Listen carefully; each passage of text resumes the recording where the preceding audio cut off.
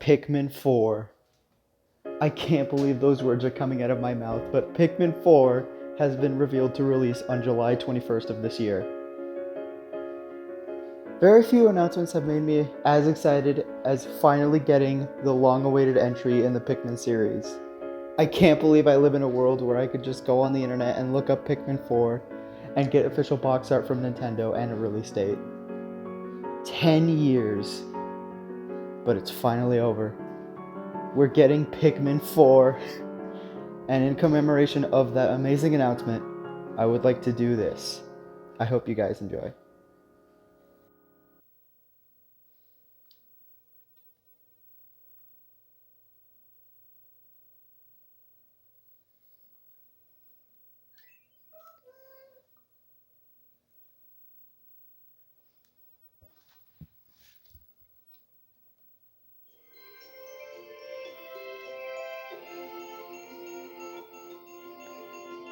Hey everybody, and welcome to my new Let's Play of Pikmin 2. Oh, I cannot believe it. I cannot believe the reason I am sitting here right now playing this for you guys is because commemoration of Pikmin 4 being announced. As of the video is being recorded, I have just watched the Nintendo Direct like an hour ago and seen Pikmin 2. Pikmin 4, excuse me. Well, let's just get started. There are actually a couple of reasons why I decided to do this, besides it just being the second game, and I just did the first game maybe like last year. Well, not only is it my favorite game in the series, I love all the games, but 2 has just got something special that I love. It seems like Pikmin 4 is going to be more closely related to the second game than the other 2. I will go on about that as we let's play the game, but that is my theory for Pikmin 4. It is going to be, at most, a little bit like Pikmin 2, which makes me really excited, because again, this is my favorite game in the series, and maybe Pikmin 4 will change that. And if it doesn't, I don't care, man. I'm just so excited to get Pikmin 4 in general. Well, without further ado, let's go ahead and start this new ship log. Alcatel Freight is a long-haul deep space shipping company. One day, its employee of any merit, Captain Olimar, crashed on an uncharted planet while on an interstellar vacation. There, he was aided by indigenous creatures which he called Pikmin. In the end, Captain Olimar escaped. But in Olimar's absence, his employer, Alcatel Freight, ran into financial difficulties.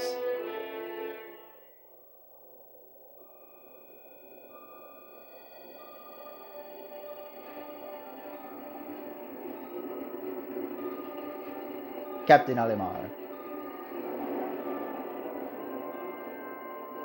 Planet Hokotate. Hokotate Freight.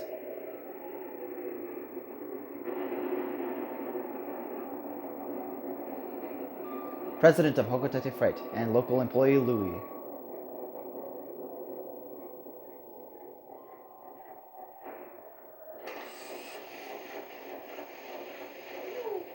Olimar, I'm so glad you're safe. Yes, very glad, quite glad, but sadly, I have an announcement that is not so glad. Our company is going under. Yes, we're finished. On his first mission, Louis here met a ravenous space bunny. And his entire load of golden pick brand carrots was eaten. I took out an enormous loan to repay the debt from this loss. I decided to sell off the corporate assets to repay the loan.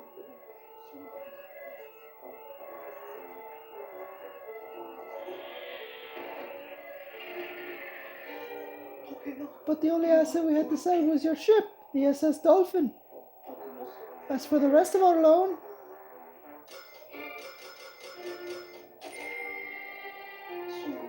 we have no means to repay it.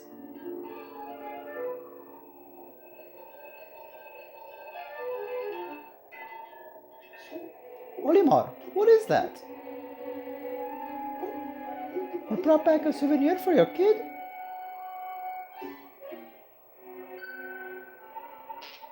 Treasure, treasure, treasure. Money, money, money, money.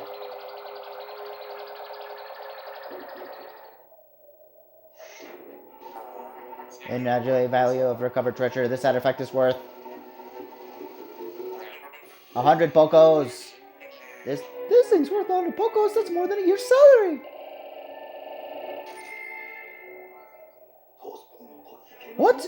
There are more on that planet? Then we can repay our debt. Louis! You don't look alive. You must depart immediately.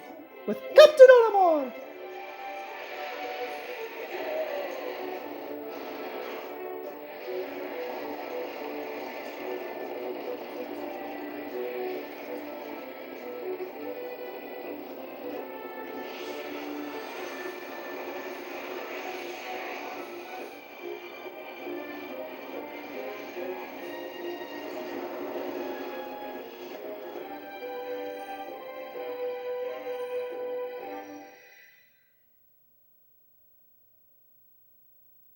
The Valley of Repose.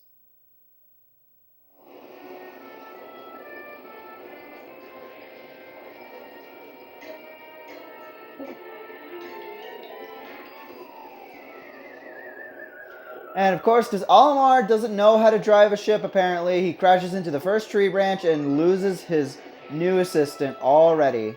And we haven't even... Well, now we landed, but whatever.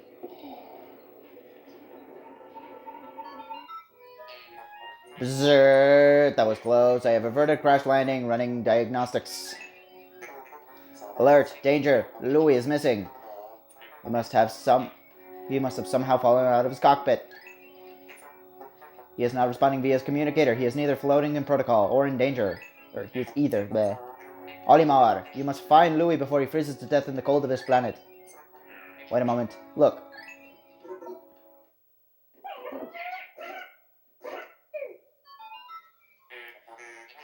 Could these be the Pikmin? They look like they're about to be devoured as we speak. You must help them quickly. Press B to call them with your whistle, oh Captain Olimar. You can also hold B to make the sound of your whistle carry further, remember? So what he's saying there is that if we tap B, our whistle won't reach out that far, but if we hold B, it'll reach out very far. Alright, anyways.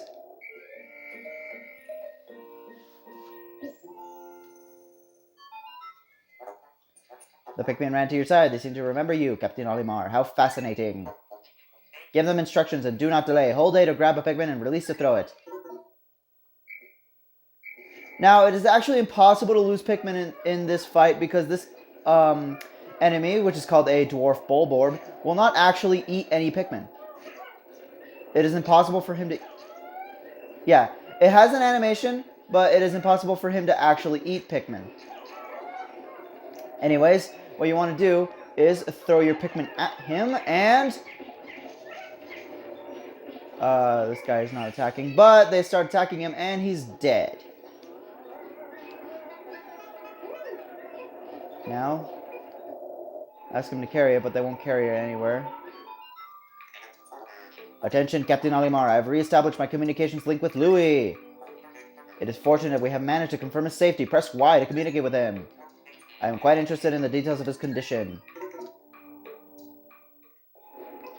Alright, so, if we do press Y, these guys won't actually carry that anywhere, but I'm just showing you that they can carry enemy corpses after they have after they have been defeated. Anyways, press Y. Louis. That doesn't look right. Louis, allow me to assess your condition as per safety protocol. Are you at all injured? Is that so? Then my concerns are eased. Our communication link shows that you're nearby. Can you make your way to our location and rejoin us? I will navigate for you. Press start spars to contact me and obtain information about the terrain. So what he's saying there is that if we press start, we can actually see a map of the Valley of Repose. So we don't need a ship part to actually see the map in this game. And in this game, the map is actually a little bit more helpful than in the first game, in my opinion. And you'll see why throughout the Let's Play. But anyways, here we take control of Louis, or as the president likes to call him, Louis. I don't know why, but I always like that voice clip. Just the president just looking right at Louis, just saying Louis.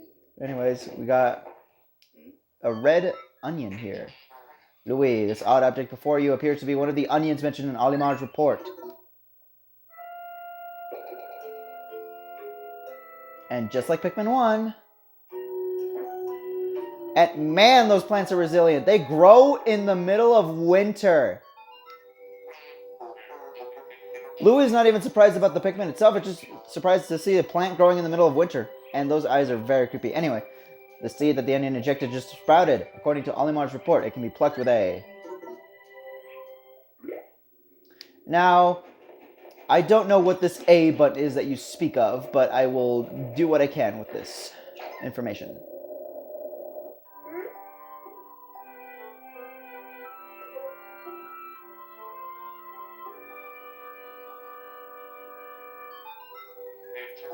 Louis, this must be one of the Pikmin creatures in from Olimar's report. It is staring at you. You can use C to issue objectives to your Pikmin squad and direct their movement. You can disband your squad with X. Interesting. Olimar's description of the creatures resemble Pikmin carrots, which was strikingly accurate. Louis, my sensors have detected drool in the corner of your mouth. Are you alright? Not drooling anymore, are ya?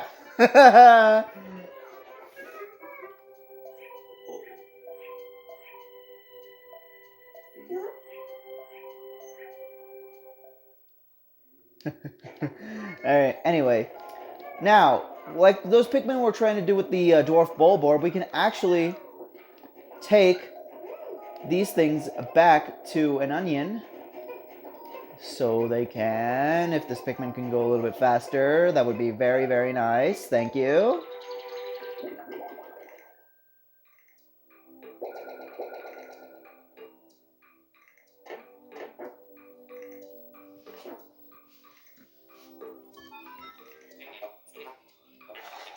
The onion injected more seeds. The pellet from that flower must hold nutrients that breed Pikmin. Yes, the Pikmin gather the nutrients and haul them to the onion and further propagate the species. The onion is a Pikmin mothership. Reviewing Olimar's report, it seems that repeatedly tapping A lets one rapidly pluck Pikmin sprouts.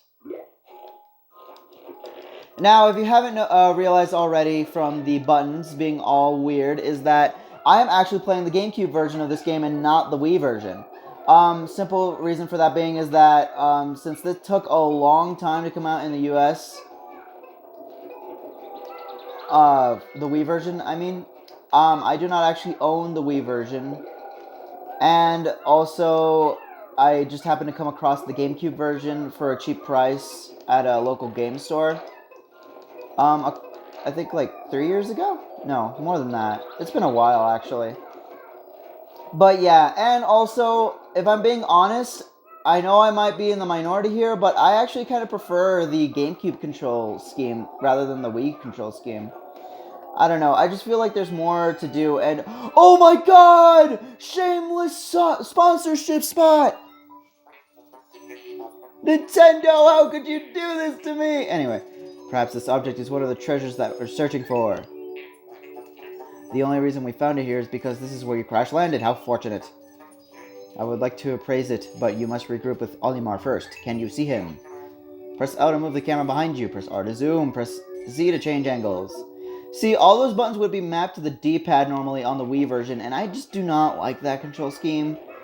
So, yeah, the only reason I did the Wii for the first game is because I only had the first game on Wii, and I didn't have it on GameCube, so... Yeah. I do own the GameCube copy now, but I already did the first game, so I'm not going to do that again. But yeah, I know I'm probably in the minority here, like I said, but I just really, really, really like the GameCube control scheme better anyway. So, what I want to do is throw up here.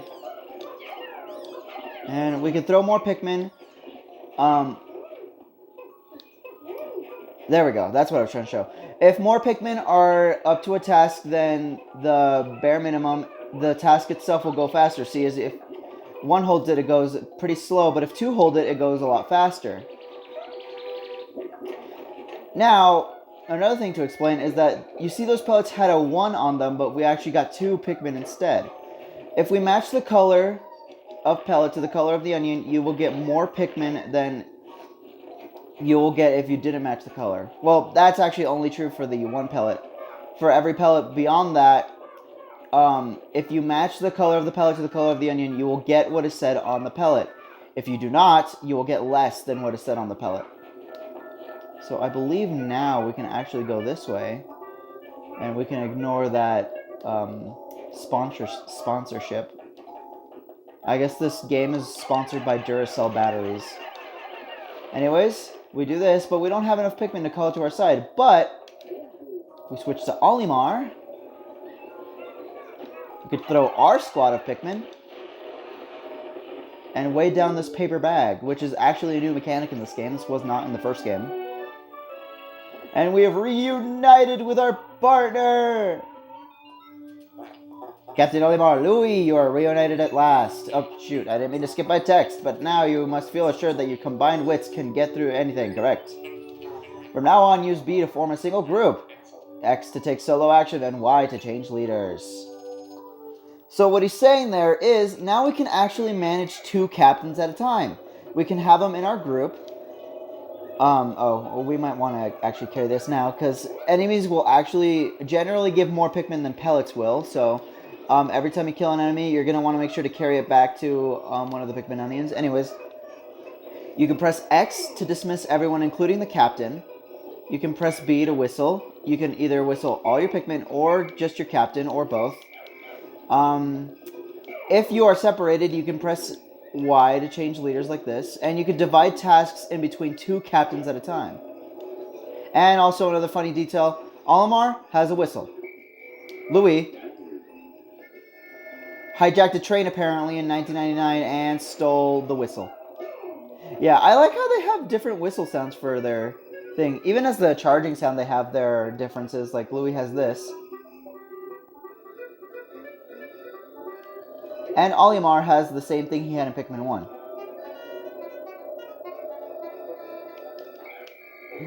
So yeah, those are neat little differences. Anyways, what we want to do is go over here.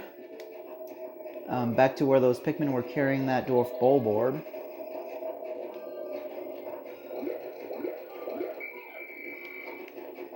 And that gave us 4 instead of the 2 that we were getting from the pellets. So yeah, enemies will generally give more Pikmin. And now, as you can see, if both captains are in the squad, plucking Pikmin is actually doubled. So each captain will pluck 1 Pikmin at a time. So you don't have to spend as much time plucking Pikmin by yourself. Anyways, they said we needed to get this treasure. So let's go ahead and get it.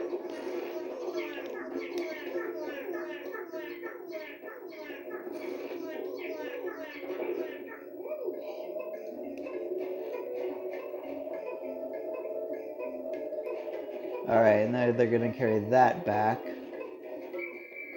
Now, I believe we can't actually do anything about the paper bag because I believe it needs 35 Pikmin to get downed. Unfortunately, we can't do that. I actually kind of want to talk about this real quick. I find it really funny that the speedrun of this game actually has Olimar throw Pikmin through the wall to kill them, cause the Pikmin extinction, and that's how you get through this day faster. Yeah, killing Pikmin is faster than doing the day normally, which I thought is pretty funny. I thought I should just mention that. Alright, there they go. Now, another neat piece of trivia here is that Olimar in Japan is Orima, which is an anagram of Mario, and as you could probably guess, Louis was designed to a little bit to look like Luigi. Even his name is similar, Luigi. So yeah. Anyways.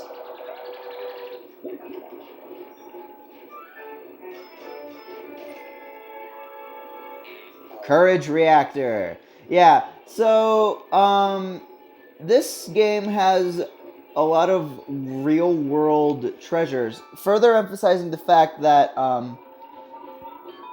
the Pikmin games take place after the extinction of humans, and these are just the remnants that we left behind on the planet.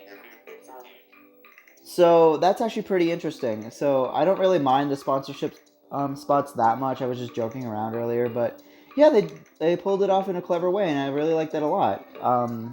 And another thing that I like about Pikmin 4's trailer is that it seems that there's going to be more remnants of humans there, as we see a full house in one of the scenes, which also has me very excited.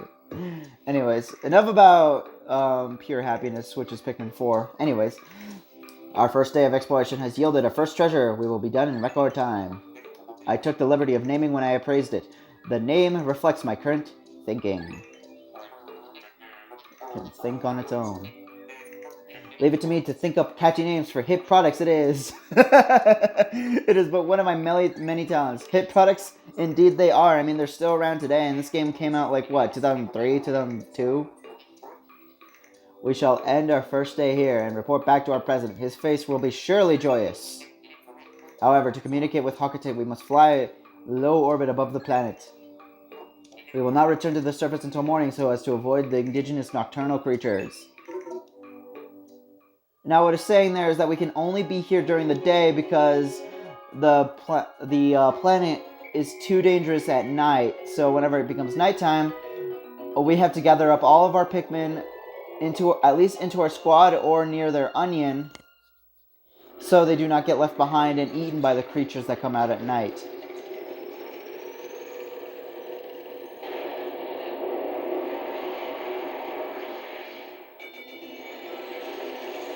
And the red onion has seemed to blast off with us. Today's report. We got the Courage Reactor, which is a Duracell battery. And the other reason I like this Remnants thing is because it emphasizes how small Olimar truly is, because the idea is that Olimar is not even an inch tall. So this really gives you some perspective with real-world objects that you can look around your house and use to actually scale how tall Olimar really is. Which is very interesting. I like that a lot. Anyways, we sprouted 20 Pikmin, and we've had 0 deaths. Those are all the hazards that can kill Pikmin. Sunset basically just means if you leave any Pikmin out of your squad when it comes to the end of the day. And as you can see, there's actually new hazards there that weren't in the first game. We'll get into those when we get into those. But for now, let's continue on. You found your first bit of treasure. Fine work. Our future depends on your efforts, so check your treasure hoard regularly. I'll check often. Keep up the pace.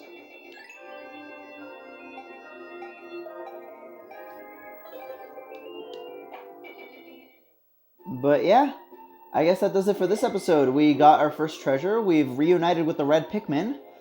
And it's also gone on to day 2. I believe that's it for this episode. Next time on Pikmin 2, we're going to go back to the Valley of Repose and see what else awaits us. See you guys next time.